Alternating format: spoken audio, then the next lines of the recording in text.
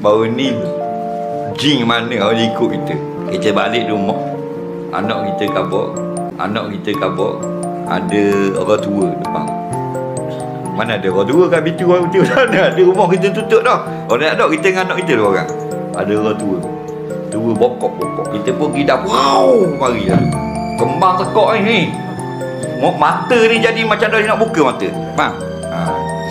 Kita pun baca. Buka pintu. Pergi kat dapur kali lagi nak ambil air, gitu juga. Sudah ada dalam rumah ni. Patut je kata jumpa orang tua depan tu. Faham? Dia mari. Setang. Nah, kita pun mana dah lagi. Baca Yasin. Baca Yasin. 3 kali baca Yasin baru lari. 3 kali baca Yasin. Barulah tak ada rasa apa. Nak kita pergi dekat tandas tak ada, pergi kat pintu depan tak ada. Nah, balik jalan je ikut. Orang comel. Lagi. Atu kan aku tu.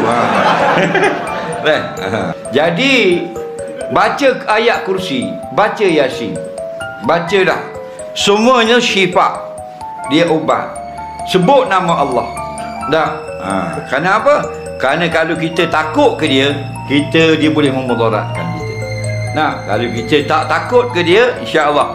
Nah, bacalah bismillah la yadurru ma'amihi syai'un fil ardi wala fis sama. Dah. 2 3 4 kali hilang. Bila kadang-kadang takut bila duduk seorang. Nah, duduk seorang takut. Saya banyaklah usik datu. Atu toyo usik, toyo. Dia bau dia tak ada bau ni. Ni bau. Dia turun tekak ni, dia turun tu tangan selalu. Faham? Kita kan ada benda ni. Tak ada sterik ni tangan. Kacau datang ni 2 ekor main dia depan pintu. Nah, kita duduk seorang. Dia buat krek gitu. Krek. Siapa? Nya. Mama krek. Gerak datang pintu tu krek. 5-6 kali kita pergi tengok. Kita buka nako tengok. Cina datang ni. Nampak? 2 beradik. Dia pun lari. Dia lari. Kadang. Nah, pala pula. Ada besar ni. Jalan sampai kat pagar. Dia buat dengan kaki. Dua-dua beradik buat. Krek. Dia pun tubik kot payah. Zup, hilang gitu. Oh, celaka kan. Nak. Madani juga boleh ni. Tapi baca ayat Quran.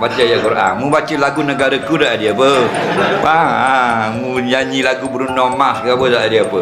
Nak, dia takut nama-nama Allah. La yadurruhu ma'asmihi. Allah katakan, Nabi kata, kalau mu sebut nama Allah, tidak akan memudaratkan kamu.